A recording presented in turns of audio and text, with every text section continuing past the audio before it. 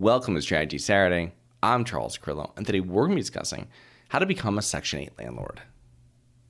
Have you always wanted to invest in real estate but didn't have the time, didn't know where to find the deals, couldn't get the funding, and didn't want tenants calling you? Since 2006, I've been buying income-producing properties in great locations that provide us with consistent passive income while we wait for appreciation in the future and take advantage of tax laws while we're waiting. And unlike your financial advisor, we invest alongside our investors in every property we purchase. Check out investwithharborside.com. If you like the idea of investing in real estate, if you like the idea of passive income, partner with us at investwithharborside.com. That's investwithharborside.com. Tens of millions of Americans need help securing affordable living arrangements. Many of these Americans will turn to Section 8 housing program in order to be connected with landlords who can provide clean, affordable housing. So first off, what is Section 8? Well, Section 8 refers to Section 8 of the Housing Act of 1937. And this act was amended in 1974 and was passed by Congress to create the Section 8 program. Section 8, as it is referred to, authorizes the payment of rental housing assistance to private landlords on behalf of low-income households in the United States. Of the 5.2 million American households that received rental assistance in 2018, approximately 2.2 million of those households received a Section 8 housing choice voucher. 68% of total rental assistance in the United States goes to seniors, children, and those with disabilities.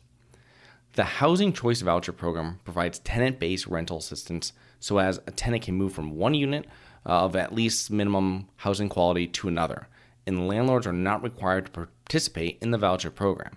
Some states have laws that prevent landlords from discriminating based on source of income, and these laws are not applicable in all areas, and the program remains voluntary in most places. Voucher amounts are based on fair market rents calculated in the area by the Department of Housing and Urban Development, HUD. The Section 8 tenant process. So the most important factor for Section 8 eligibility is income. And the program is available for very low income and low income individuals. In other words, individuals earning 50% or less than the area's median income.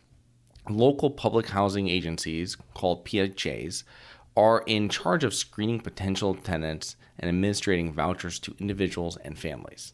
The next part of the process is the wait list, and potential tenants outnumber vouchers. So once the local public housing agency approves an individual or family, they are put on a waiting list. And as a side note here, the waiting list sounds terrible. More people need help than there are vouchers.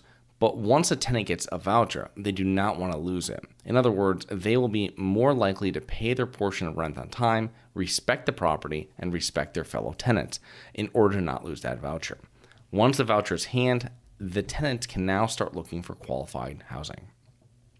So what's the Section 8 rental process? Well, typically, Section 8 vouchers pay for approximately 70% of the tenant's rent and utilities, and voucher payments are made directly to the landlord's bank account. Tenants then cover the remaining 30% themselves. A voucher holder searches for and locates a rental apartment that they would like to rent. The landlord then completes a request for tenancy approval form. It includes information about the property, rental amount, utility costs, address, etc. Next, the landlord screens the tenant just as they would screen any other tenant. Now, once approved by the landlord, the local agency reviews the rental, the documents, and the tenant's income to make sure that they can pay the 30%. etc., and schedules an inspection. This part of the process can take many weeks from the time it's scheduled to the time it is inspected. The local agency wants to make sure that the unit meets HUD's housing quality standards before the lease is signed and the tenant moves in. If all this is completed and the unit passes the inspection or the issues from the inspection have been corrected, now the lease can be signed and the tenant can move in. So what are the advantages and disadvantages of Section 8 housing? So Section 8 advantages would include guaranteed regular payments, right? The government's portion is paid directly to the landlord every month. Annual rent increases. HUD will allow for annual rent increase, usually 5% to 8%. There's lower vacancy rates. There's a larger pool of potential Section 8 tenants for your property once it has been inspected and approved.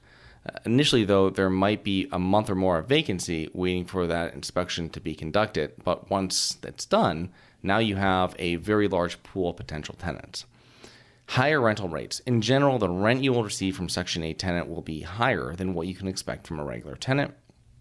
Now, moving on to the disadvantages of Section 8, there's an annual inspection.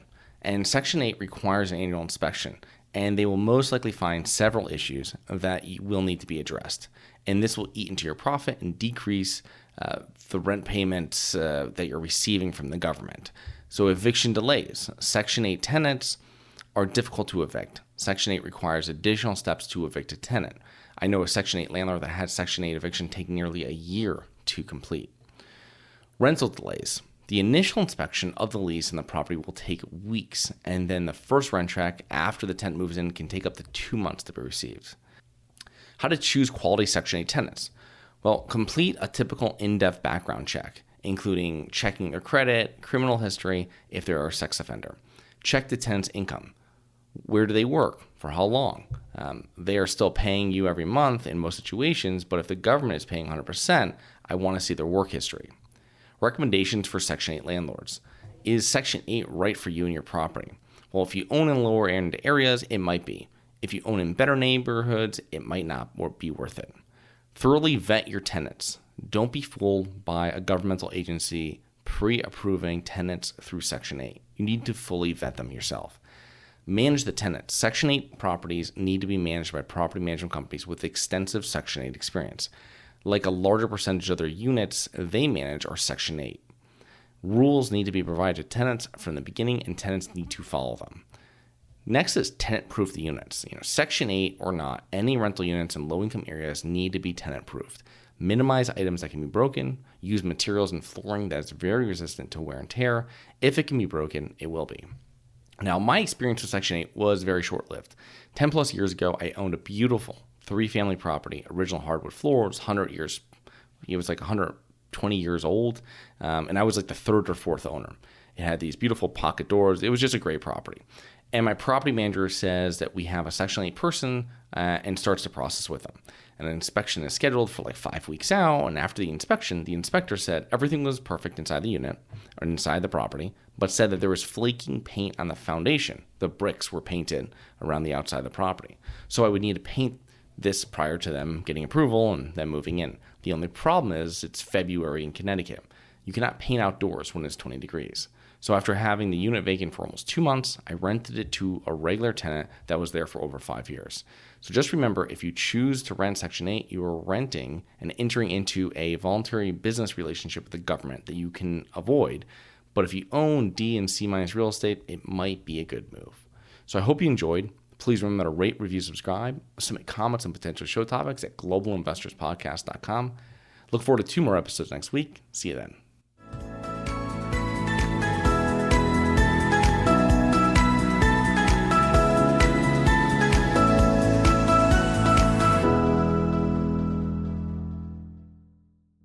Nothing in this episode should be considered specific, personal, or professional advice. Any investment opportunities mentioned on this podcast are limited to accredited investors. Any investments will only be made with proper disclosure, subscription documentation, and are subject to all applicable laws. Please consult an appropriate tax, legal, real estate, financial, or business professional for individualized advice. Opinions of guests are their own. Information is not guaranteed. All investment strategies have the potential for profit or loss. The host is operating on behalf of Syndication Superstars, LLC exclusively.